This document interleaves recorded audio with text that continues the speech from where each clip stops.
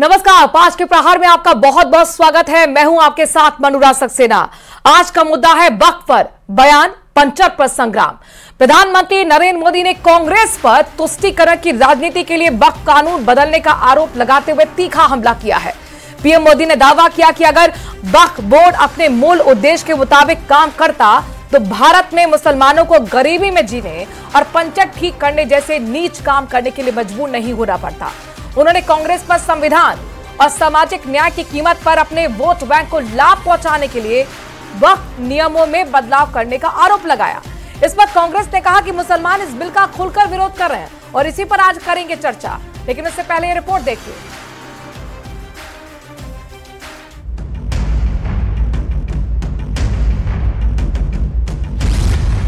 वक्फ कानून को लेकर पीएम का बयान।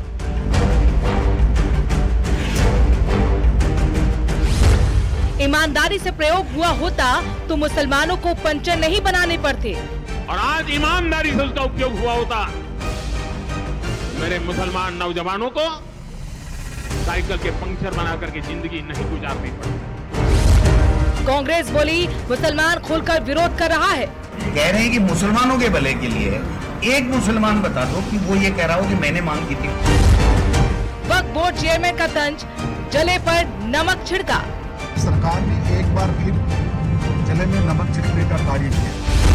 वक्फ पर बयान, पंचर पर संग्राम। और इस पर चर्चा करने के लिए खास पैनल हमारे साथ जुड़ रहा है। राय सिंह गोदारा हमारे साथ कांग्रेस के प्रवक्ता जुड़ गए हैं। बहुत बहुत स्वागत आपका। शैलेंद्र गुर्जर बीजेपी की तरफ से अपनी बात रखेंगे। बीजेपी के प्रवक्ता का भी बहुत बहुत स्वागत है। एसपी मित्तल वरिष्ठ पत्रकार हमारे साथ जुड़ गए हैं। बहुत बहुत स्वागत आपका। और कुछ ही देर में खान भी हमारे साथ जुड़ेंगे जो कि बुधवाली चेयरमैन वक्फ बोर्ड राजस्थान से जुड़ेंगे। और सबसे पहले शुरुआत कर रहे हैं हम कांग्रेस के साथ। राय सिंह गोदारा जी, प्रधानमंत्री नरेंद्र मोदी साफ तौर पर कह रहे हैं कि एक तरफ आप वक्फ कानून का विरोध करते हैं, लेकिन आपको ये समझना चाहिए कि वक्फ की संपत्तियों का अगर सही इस्तेमाल होता तो आज मुस्लिम नौजवानों को पंचर नहीं जोड़ना पड़ता। देखिए, सबसे पहले तो मैं आज अंबेडकर जयंती है, मैं डॉक्टर बाबा साहब भीमराव अंबेडकर जी को श्रद्धा सुमन अर्पित करता हूं उनके जन्म जयंती पे। मुझे प्रधानमंत्री जी जो है आज सही मायने में तो मुझे कहना चाहिए कि उनको सेंट्रल हॉल में होना चाहिए था। और डॉक्टर अंबेडकर जी को, जिन्होंने देश के संविधान ड्राफ्टिंग कमेटी के जो चेयरमैन थे, जो संविधान जिन्होंने बनाया, उनको श्रद्धा सुमन अर्पित करके फिर अपने पार्टी के कार्यक्रमों में वो जाते, अच्छा तो ये रहता। लेकिन सच तो ये है कि इनको हिंदू और मुस्लिम की बात करना, इनको भाई और भाई से लड़ाने का काम करना, इनको ध्रुवीकरण की राजनीति करने का इनका काम है। इनको ना अंबेडकर से मतलब है, ना संविधान से मतलब है। इनके गृह मंत्री जी भी आज दिल्ली में रहे होंगे शायद, मैं समझता हूं कि वो भी सेंट्रल हॉल में जाकर के, उसी सेंट्रल हॉल के अंदर जिसके अंदर आज ही के दिन डॉक्टर अंबेडकर जी जिनकी आज जयंती है, उन्होंने देश का संविधान वहां पे प्रस्तुत किया था। तो सबसे पहले तो प्रधानमंत्री जी को वहां पे जाना चाहिए। लेकिन मैंने कहा कि अंबेडकर जी के में और इनके संविधान में इनका कोई विश्वास नहीं है। आपको जानकारी होगी कि पिछले दिनों पार्लियामेंट के अंदर जब गृह मंत्री जी ने कहा, अपना बयान दिया, ये अंबेडकर अंबेडकर अंबेडकर, तो इस तरह की जो बातें ये करने वाले लोग, इनका ना तो कोई संविधान में विश्वास है, ना अंबेडकर में विश्वास है। इनको सिर्फ और सिर्फ देश के लोगों को बंटवारा कर करके, धर्म और हिंदू और मुस्लिम के नाम पे ध्रुवीकरण कर करके अपना जो बहुसंख्यक मतदाता है उसको खुश करने के लिए ये तमाम तरह की वाहियात बातें करते हैं। मैं समझता हूं कि आज देश के प्रधानमंत्री एक जिम्मेदार पद होता है और उस पे पद पे बैठा हुए व्यक्ति आज के दिन कम से कम वक्फ बोर्ड की या मुस्लिम्स की या हिंदू की या इसकी या उसकी बात नहीं करके, कम से कम आज तो डॉक्टर अंबेडकर और संविधान की बात उनको करना चाहिए था। नहीं, राय सिंह जी, पहले तो आप ये बताइए कि अंबेडकर जयंती कब नहीं बनाई गई, प्रधानमंत्री की तरफ से कब श्रद्धांजलि अर्पित नहीं की गई? आज ही नहीं की गई। आज सेंट्रल हॉल के अंदर, उसी सेंट्रल हॉल के अंदर, हाँ। जिसके अंदर अंबेडकर जी ने संविधान जो है वो रखा था देश का बना करके, हाँ। आज वो क्यों नहीं गए वहां पर? हाँ। जवाब दीजिए मुझको, क्यों नहीं गए गृह मंत्री जी आज वहां पर? अब और बात को छोड़ो, आज का उत्तर दे दीजिए मुझको। संसद के अंदर विशेष कार्यक्रम आयोजित किए गए थे, वहां पर उन्होंने श्रद्धांजलि दी है। राष्ट्रपति भी वहां पर मौजूद थी, प्रधानमंत्री भी मौजूद थे और अगर वक्फ कानून को लेकर हल्ला हो रहा है तो क्या प्रधानमंत्री को क्लैरिटी देने की जरूरत नहीं है कि आखिरकार कानून का मकसद क्या है, क्यों इसमें संशोधन करना पड़ा, एक देश के सेवक होने के नाते?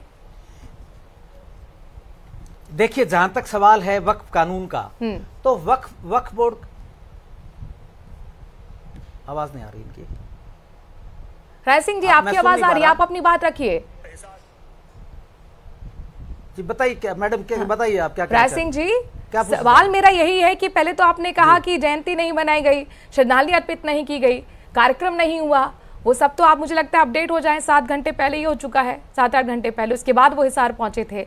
दूसरा सवाल ये कि वक्फ पर प्रधानमंत्री क्यों ना बोले, उनकी सरकार कानून लेकर आई है, अगर विरोध प्रदर्शन हो रहा है, हो हल्ला हो रहा है, किस मकसद के साथ कानून लाया गया, क्या ये बताना प्रधानमंत्री का उद्देश्य नहीं होना चाहिए या उनका कर्म नहीं होना चाहिए? वो देश के सेवक है।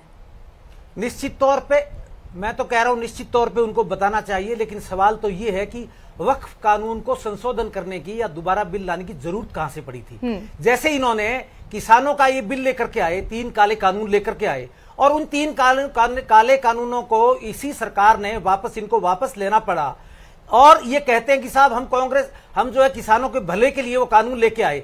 मैं ये इनसे पूछना चाहता हूं आपके इस मंच के माध्यम से, आपके चैनल के माध्यम से, कि प्रधानमंत्री जी जो है वो वक्फ पे अंदर सुधार करना चाहते तो किसने डिमांड की? कौन से मुस्लिम नेता उनके पास गए थे?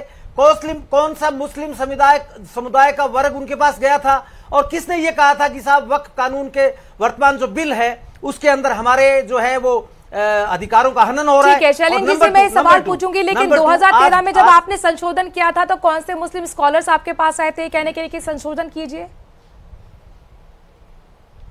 मैडम, मैं तो आपको ये बताना चाहता हूं कि आज जो है केंद्र का वक्फ बोर्ड है, उसके चेयरमैन जो है वो केंद्रीय अल्पसंख्यक मामलात के मंत्री होते हैं, और उसके बाद में 20 जो सदस्य होते हैं वो नियुक्ति का भी अधिकार उन्हीं को होता है। तो मैं ये समझता हूं कि जरूरत क्या आन पड़ रही थी आपको संशोधन करने की? किसने आपको कहा था कि साहब हमारी भलाई के लिए आप ये काम कीजिए? ठीक है, शैलेंद्र गुर्जर जी, क्या जरूरत आ गई, मकसद आप बता दीजिए। देखिए, सबसे पहले तो मैं कांग्रेस प्रवक्ता साथी को बताना चाहता हूं कि ये वही संसद भवन है जहां पर कांग्रेस पार्टी ने कभी बाबा साहब अंबेडकर का चित्र नहीं लगाया। ये वही कांग्रेस पार्टी है जो बाबा साहब अंबेडकर को जीवित रहते हुए सम्मान नहीं दे पाई, मरणोपरांत भी उनको अपमानित करने का काम किया। अगर बाबा साहब अंबेडकर के विचारों को, आदर्शों को, उनकी सोच को, सिद्धांतों को आगे लेके चले तो वो भारतीय जनता पार्टी की नरेंद्र मोदी सरकार चली। देखिए, जब 1990 में भारत रत्न दिया गया तो भारतीय जनता पार्टी की समर्थित सरकार ने भारत रत्न दिया।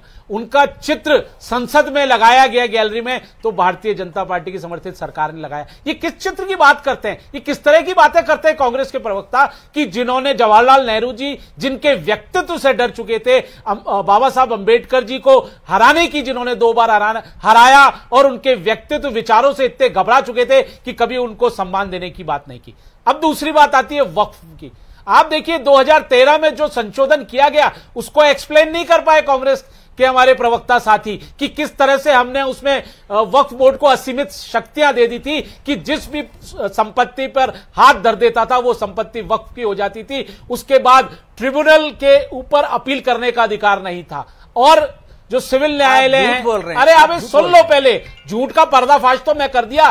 जो बाबा साहब अंबेडकर की श्रद्धांजलि पर किस तरह की बातें कर रहे हैं, जिन्होंने कभी बाबा साहब अंबेडकर साहब को कभी सम्मानित नहीं किया, जीते जी मरणोपरांत भी नहीं किया, ये वो कांग्रेस पार्टी है, दलितों को सिर्फ वोट बैंक समझा। आप बताइए, पंच तीर्थों का निर्माण किया तो भारतीय जनता पार्टी की नरेंद्र मोदी सरकार ने किया। अगर स्कॉलरशिप्स दिए, अगर एससी वित्त आयोग बनाया तो भारतीय जनता पार्टी की सरकार ने बनाया। और मुस्लिम, जो गरीब मुस्लिम पसमंदा और यतीम बच्चे हैं और बेवा जो महिलाएं हैं, उनके वेलफेयर के लिए वक्फ बोर्ड था।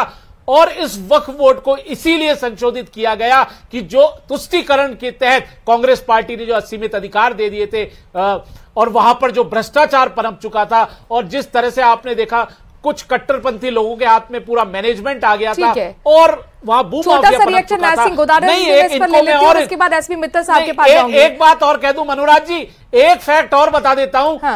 जो सच्चर कमेटी रिपोर्ट थी, वो मुसलमान समाज को सच्चा आईना दिखाई थी, क्या उनकी सामाजिक, आर्थिक, राजनीतिक स्थिति या आर्थिक स्थिति है। और इनको मालूम नहीं होगा कि 2006 में सच्चर कमेटी ने कहा था कि अगर 9 लाख एकड़ जमीन का अगर आपके पास आता है पैसा तो 12,000 करोड़ रुपए होता है, जबकि उन्होंने 200 करोड़ रुपए आमदनी बताई थी। तो बताइए, इतना बड़ा भ्रष्टाचार था जिससे गरीब मुसलमानों का ना भला हो पा रहा था, ना जो महिलाएं थी, बेवा महिलाएं। राजनीति जो कि कांग्रेस ने की थी, उसको खत्म करने के लिए, भ्रष्टाचार जो था उसे खत्म करने के लिए कानून लाना पड़ा। अब जवाब दीजिएगा, छोटा सा रिएक्शन जल्दी से। इसको व्यवस्थित किया इस कानून के द्वारा। ठीक है सर, ठीक है। एसपी मित्तल साहब भी मेरा वेट कर रहे हैं, उनके पास भी जाना है। क्या करें मैडम, आप बताएंगे दोबारा। राय सिंह जी, शैलेन जी ने आपको जवाब दे दिया। आप कह रहे थे ना कि मकसद क्या था, किसने पूछा, क्यों यहाँ पर कानून लेकर आए, संशोधन क्यों किया। वो कह रहे हैं कि तुष्टीकरण की राजनीति आप लोगों ने की, अपार शक्तियां दे दी 2013 में संशोधन करके, उसको खत्म करने के लिए, भ्रष्टाचार को खत्म करने के लिए, पसमानता गरीब मुसलमानों को फेवर में देने के लिए यह हम कानून लेकर आए। देखिए, मैं ये कहना चाहता हूं कि ये पहली बात तो हमारे मित्र जो है वो सरासर झूठ बोल रहे हैं। ये कह रहे हैं कि ट्रिब्यूनल के बाद में कहीं भी आगे वो उसका अधिकार नहीं था, जबकि हाई कोर्ट और सुप्रीम कोर्ट में आगे अपील 2013 में खत्म कर दिया आपने। 2013 के संशोधन से पढ़कर आइए पहले। वक्फ 1995 में अधिकार था, तो 1995 में अधिकार था। कांग्रेस पार्टी ने 2013 में ये अधिकार को खत्म कर दिया। पहले आप ये पढ़ के आइए। आप इनकी सुन लीजिए, बताइए ना। 2013 नहीं जाना चाहते, आप गलत बोल रहे हो, सरासर झूठ बोलते हो। जैसे राहुल गांधी जी झूठ बोलते हैं, सरासर झूठ बोलते हैं, समाज को गुमराह करने की बात करते हैं। झूठ का ठेका तो आपने ले रखा है। जब आपने नागरिक संशोधन अधिनियम लाया जा रहा था, तब भी आपने झूठ फैलाया कि मुसलमानों की नागरिकता खत्म कर दी जाएगी। गृह मंत्री पार्लियामेंट में बोलते हैं एक भी मुसलमान भाई की नागरिकता खत्म हुई क्या? एक भी गैर मुस्लिम सदस्य नहीं होगा। झूठ तो आप शरेआम बोलते हैं, प्रधानमंत्री बोलते हैं, गृह मंत्री बोलते हैं। कांग्रेस पार्टी गुमराह करने की कोशिश कर रही थी कि मुस्लिम भाइयों को जेल में बंद कर दिया जाएगा। आपके नागरिक की संस्कृति है ये झूठ बोलने वाली। ये झूठ का वेलफेयर के लिए, तो आपकी पार्टी है, सामाजिक उत्थान के लिए संशोधन किए हैं। एसपी मित्तल साहब, कौन झूठा कौन सच्चा, ये अपने आप में बहुत बड़ा सवाल है। सवाल इससे भी बड़ा एक और हो जाता है कि जो ये संशोधन करके कानून बनाया गया वक्फ मिल में, तो क्या ये मुसलमानों के हित में है या नहीं, किस तरह से देखते हैं इस बिल को। लेकिन सवाल यहां पर यह भी है कि अगर हित में है तो फिर प्रदर्शन क्यों हो रहे हैं, क्यों ये मुस्लिम वर्ग नहीं समझ पा रहा। देखिए मनु जी, अभी जो कांग्रेस के प्रवक्ता है उन्होंने कहा कि आखिर सरकार को किसने कहा कि वक्फ एक्ट में संशोधन करें। क्या क्या मुसलमानों के लोग गए सरकार के पास के संशोधन कर दिया जाए। तो मैं सोचता हूँ शायद ये जानकारी कुछ अधूरी दिखती है गोदारा जी। सरकार ने बाकायदा इसके लिए एक प्रस्ताव मांगे और उस प्रस्ताव में लाखों लोगों ने ये कहा, जो मुसलमान प्रतिनिधि थे, मुसलमानों के लोग थे, उन लाखों लोगों ने सरकार से ये आग्रह किया कि आप जो वक्फ एक्ट है उस पर संशोधन करें। 8 लाख के लगभग कुछ सुझाव आए थे। विपक्ष में भी कहा कि आप संशोधन न करें, लेकिन लाखों मुसलमानों ने यह भी कहा कि आप संशोधन कीजिए। उसके बाद आपको ध्यान हो तो ये संसद में मामला गया और संसद में फिर सरकार ने ये जेसीबी बनाई। जेपीसी के माध्यम से पूरा विस्तार से 2 बार चर्चा हुई, उसमें कह रहा हूं पक्ष विपक्ष के सारे सांसद होते और उसके बाद संसद के दोनों सदनों में कम से कम भी नहीं तो 30-35 घंटे की चर्चा हुई। उसके बाद में संशोधन हुआ और फिर वो क्या नाम से कानून बना। तो ये तो वो पिछला। आज लेकिन जिस मुद्दे पर आज हम बहस करें, जो प्रधानमंत्री जी ने जो बात कही, देखिए प्रधानमंत्री जी ने आज क्या नाम से मनु जी 3-4 बहुत महत्वपूर्ण बात कही है इस वक्फ को लेकर, वक्फ एक्ट के संशोधन जो कानून बना उसको लेकर। हम पिछले कुछ दिनों से देख रहे हैं कि जब से ये कानून बना है, राष्ट्रपति की मोहर लगी है, उसके बाद से कुछ राज्यों के अंदर वहां क्या नाम से विरोध हो रहा है। हाँ। लेकिन इस विरोध के साथ साथ ये बात भी समझनी होगी कि उसके पक्ष में प्रदर्शन भी हो रहे हैं और ये प्रदर्शन भी देश भर में हो रहे हैं कि नहीं, जो नया जो कानून बनाया है उससे आम मुसलमान, खासतौर से जो पसमानदा मुसलमान है, हाँ। जो का मुसलमान है नहीं, लेकिन अगर मुसलमान इस बात को समझ नहीं रहा है, प्रदर्शन कर रहा है, तो फिर क्या सरकार की जिम्मेदारी नहीं है कि क्लैरिटी दी जाए। चलिए, हमारे साथ डॉक्टर खानू खान भी जुड़ गए हैं, चेयरमैन है वक्फ बोर्ड राजस्थान के। बहुत स्वागत सर आपका, बहुत देर से हम इंतजार कर रहे थे। खानू खान जी, ये बताइए, वक्फ संशोधन जो कानून बन गया है उसको लेकर आप क्या सोचते हैं।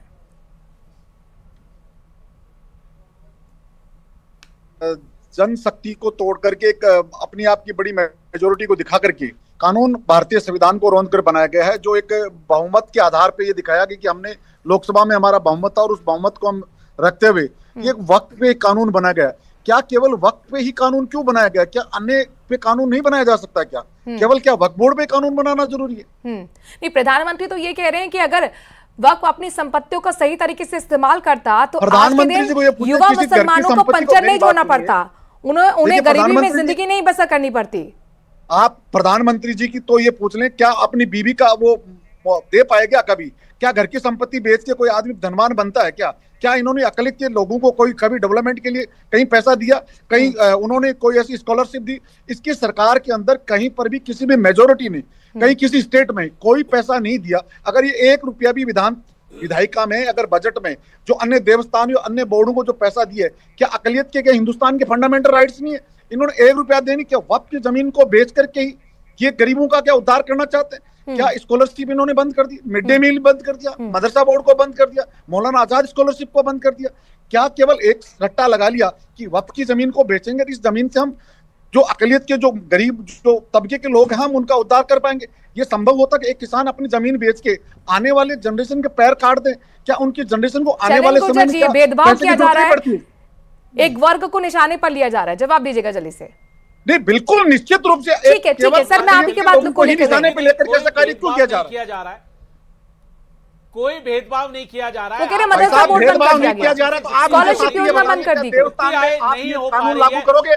आप मुझे बता दो कि आप देवस्थान पे नियम लागू करोगे? अगर आप देवस्थान पे नियम लागू करोगे, यस और नो बोलिए आप। साहब को पता आप होगा आदरणीय तो 12,000 करोड़ रुपए आमदनी होनी चाहिए 1 लाख करोड़ की संपत्ति है, 9 लाख एकड़ जमीन है भारत में, आपको नॉलेज नहीं है, आप कैसे रट्टा मार रहे हो? आप आए हो रही है 200 करोड़ रुपए, को रट के आए, आप ऑथेंटिक बोले, आपको वैसी नॉलेज ही नहीं है ना। आप तो रटी रटाई एक किताब को पढ़ रहे हैं। जो बेवा महिलाएं उनको सशक्तिकरण दिया जा रहा है, क्या यतीम बच्चों की कौन सी तालीम बेवा? दी जा रही है? क्या हिंदू धर्म में बेवा नहीं है? क्या हिंदू धर्म में सारे पैसे वाले लोग हैं? क्या आपने कॉलेजेस बनाए? क्या आपने यूनिवर्सिटीज बनाई? क्या आपने देवस्थान बोर्ड में कितनी यूनिवर्सिटी बनाई? क्या कोचिंग सेंटर्स बनाए?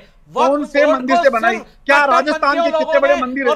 एक मंदिर की यूनिवर्सिटी चलती बताइए मेरे को, एक कॉलेज चलती बताइए ना मेरे को। मुसलमानों बात करते हो आपने हड़प ली, अंधकार में लाठी चला रहे हो। और कांग्रेस आप मोदी यूनिवर्सिटी से निकलो मेरे भाई, बेसिक नॉलेज कुछ नहीं है। आप पहले पढ़ के आए, उसके बाद बात करें। पहले कॉन्स्टिट्यूशन को पढ़े आप, फंडामेंटल 25 और 36 को पढ़े आप। क्या बात कर रहे हो? पार्टी रही है और किस तरह से कांग्रेस पार्टी नहीं है क्या? वक्फ को बहुत पावरफुल बना दिया कि जिस काय को बना दिया पर आप हाथ अरे मेरी बात सुन भाई, क्या देवस्थान में आपने एक यूनिवर्सिटी बनाई है राजस्थान के अंदर? दी गई थी आप वही तो आप देवस्थान में एक भी यूनिवर्सिटी बनाई है राजस्थान के अंदर? आप बताओ मेरे को। पर्पस के लिए दी गई आप थी, बात वो सुनो, पर्पस बालाजी का नहीं मंदिर हो पा रहा था। है, मेहंदीपुर बालाजी है, एक मिनट, गणेश टेम्पल है। खानू खान जी, खानू खान जी, खानू खान जी, एक मिनट, खानू खान जी को लेकर आएगा स्क्रीन पे। खानू खान जी मुझे बताइए, मुस्लिम स्कॉलर फिर इसको क्यों अच्छा कह रहे हैं? मुस्लिमों के हित के लिए क्यों अच्छा कह रहे हैं, मुझे बताइए। सबसे पहले अगर एक आवाज आई तो अजमेर ख्वाजा वंशज की तरफ से आई है। अजमेर, अरे खानू खान जी, आप अपना ही बोलते रहेंगे तो फिर कैसे सुनाई? अरे दर्शकों तक आपकी आवाज कैसे पहुंचेगी? खानू खान जी, पहले मेरी आवाज आप तक पहुंच रही नहीं पहुंच रही है? सवाल सुनिए आप। डिस्पेंसरी बता दें कि हम इस तरह से चला रहे हैं। अरे आपके सवाल का जवाब देने के लिए सब बैठे हुए हैं, लेकिन आप काउंटर क्वेश्चन भी तो सुने। खानू खान जी, आप सिर्फ क्या बोलने आए हैं?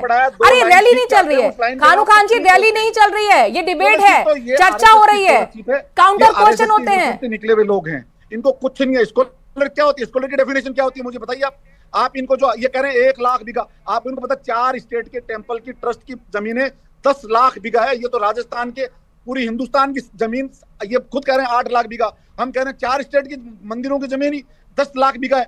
आप तो राजस्थान के 2 मंदिरों की जमीन और पूरे राजस्थान की जमीन बराबर है। इनको नॉलेज कुछ है नहीं, इनको तो एक रटाया 2 शब्द है, उसको एक वक्फ बोर्ड के खिलाफ बोलना। ये खानू खान जी, आप सवाल तो सुनेंगे नहीं। मेजोरिटी में तो बिल मंदिर एक्ट ऑलरेडी बने हुए हैं, मंदिर की संपत्ति सरकार की संपत्ति होती है। और राजस्थान का आपने जिक्र किया तो सुन लीजिए, राजस्थान प्रन्यास मंडल में जैन भी है, सिख भी है उस कमेटी में। आर्टिकल को नहीं मानते आप? बाबा साहब गैर हिंदू है उसमें, गैर हिंदू है सर। बाबा साहब अम्बेडकर को मानते हो आप? हाँ और ना का जवाब दो आप। आज अम्बेडकर जयंती, आप क्या ये बीजेपी वाले अम्बेडकर संविधान को मानते हैं? तो आर्टिकल 25 और 26 उसको क्यों रौंदा गया? क्या हिंदुस्तान के माइनॉरिटी को फंडामेंटल राइट्स नहीं है? आप बताइए मेरे को। आप ये कहते हैं फंडामेंटल राइट्स नहीं है, मैं ये जो कहेंगे मैं मान जाऊंगा। क्या एक मंदिर, एक यूनिवर्सिटी, एक कॉलेज, एक मेडिकल कॉलेज राजस्थान के अंदर चलाते होते भाई जो कहेंगे मैं मानने को तैयार। आप ये बताइए, आप शरिया मानते हैं ऊपर या संविधान मानते हैं? नहीं, शरिया ऊपर है, संविधान ऊपर है। आप, मैंने क्या कहा, फंडामेंटल राइट्स में बाबा साहब, आप मुझे बताइए, संविधान, आप संविधान की बात करें ना, आपके लिए क्या ऊपर है? शरिया ऊपर है, संविधान ऊपर है? खानू खान जी मुझे बताइए, आप मुझे बताइए, क्या बाबा, क्या केवल संविधान संविधान ऊपर या शरिया ऊपर? संविधान ऊपर या शरिया ऊपर? जानकारी हो खानू खान जी, झारखंड के मंत्री की तरफ से बयान आ गया है, वो कह रहे हैं कि शरिया ऊपर है, संविधान से ऊपर है हमारे लिए। आप बताइए, आप क्या ऊपर मानते हैं? सर्वोपरि आपके लिए क्या है? समाज के लोगों की जमीनों को आप जवाब नहीं दे पा रहे हैं। मैं आपसे सवाल कर रही हूँ, आपके लिए शरिया ऊपर है या संविधान ऊपर है? उसकी जमीन को आपने किस तरह से आपने? खानू खान जी, मैं आपका व्यू जानना चाहती हूँ, शरिया आपके लिए ऊपर है या संविधान ऊपर है? मुझे आप ये बताइए। आप इस चीज का जवाब नहीं दे पा रहे हैं और फिर आप कहते हैं कि संविधान को कुचल के कानून बना दिया गया है।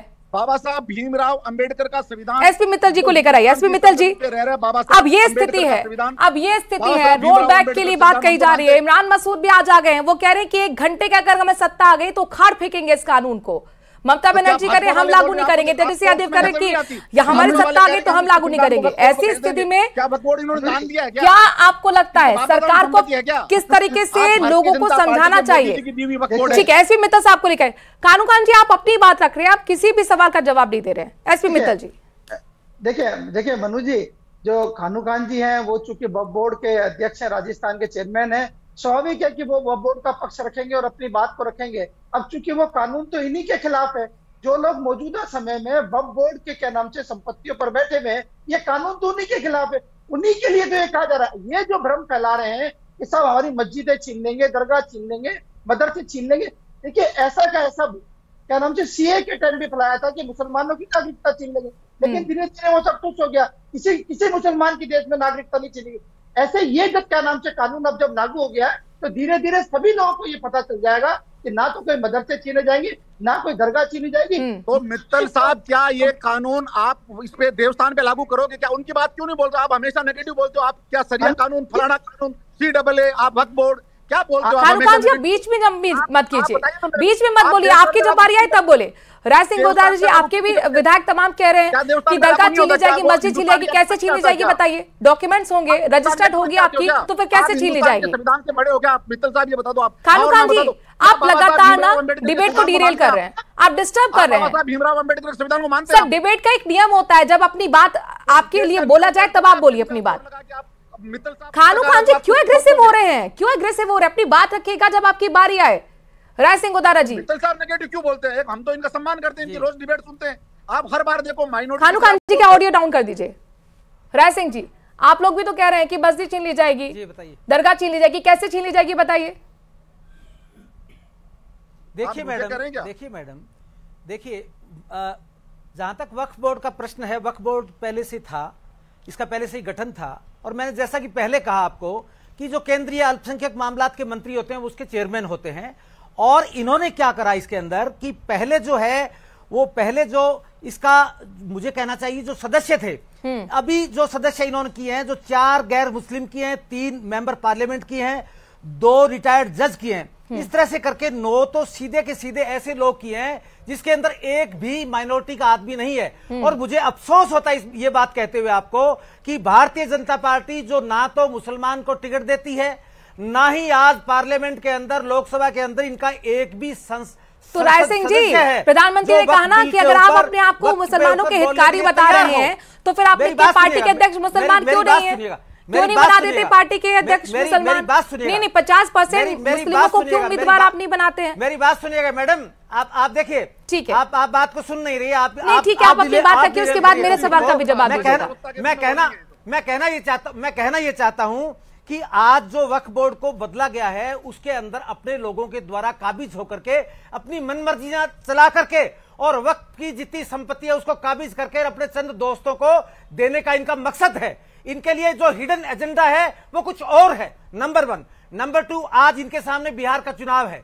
आज जो है अमेरिका ने 26% टैरिफ हमारे ऊपर लगा दिया गया है, हमारी तमाम के तमाम अर्थव्यवस्था पे जबरदस्त बोझ पड़ने वाला है। वो तमाम जो मुद्दे हैं, बेरोजगारी का मुद्दा है, चाहे महंगाई का मुद्दा है, तमाम जो मुद्दे हैं उन मुद्दों से हटा करके पूरे देश के लोगों का ध्यान आज हिंदू और मुस्लिम पे करने के लिए ये लेके आए। और सबसे बड़ी बात तो मैं ये ताज्जुब होता है मुझे ये बात कहते हुए, मुझे सुनते हुए कि आज प्रधानमंत्री जी, जिनको आज हमारे जो संविधान निर्माता थे बाबा साहब अंबेडकर जी, उनको श्रद्धांजलि अर्पित करके उनके बारे में 2 शब्द बोलते, संविधान के बारे में शब्द बोलते, संविधान की चीज के बारे में बात बताते, वो बात नहीं बोल करके और आज एक हिंदू मुस्लिम का एक वक्फ का बिल का जो है वो मुद्दा लेकर के आकर के, और इनका जो मकसद है जो ध्रुवीकरण की राजनीति। अब मुझे आप ये बताइए, आप ही के यहाँ झारखंड में मंत्री हैं ना इनको मुसलमानों से हफीजुल हसन, उन्होंने शरीयत को संविधान से ऊपर बताया है। आप संविधान का गुणगान कर रहे हैं राय सिंह जी, आप कह रहे प्रधानमंत्री ने आज कुछ नहीं बोला। मुझे लगता है कि आपको शायद पूरा सुनना चाहिए था भाषण, तो आपको सब कुछ मिल जाता।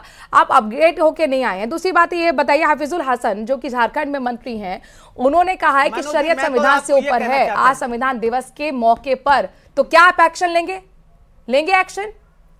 कांग्रेस पार्टी जो है, कांग्रेस पार्टी के लिए संविधान सर्वोपरि है। हाँ। कांग्रेस ने इस देश का संविधान बनाया, और अभी कुछ देर पहले मेरे दोस्त कह रहे थे नहीं कि अंबेडकर साहब, अरे आपसे सिंपल से सवाल पूछा, अब आप उसका जवाब नहीं दे पा रहे हैं। आप ये तक नहीं कह पा रहे हैं, आप निंदा तक नहीं कर पा रहे। अरे एक्शन की बात छोड़िए, आप निंदा तक नहीं कर पा रहे। चलिए, मेरे पास वक्त इतना ही है। राय सिंह जी बहुत बहुत शुक्रिया आपका। चैलेंज जी आपका भी बहुत बहुत शुक्रिया। एसपी मित्तल हमारे साथ जुड़े थे, बहुत बहुत शुक्रिया। डॉक्टर खानू खान भी जुड़े हुए थे, बहुत बहुत शुक्रिया। फिलहाल इस बहस में इतना ही, वक्त थोड़े से ब्रेक का है।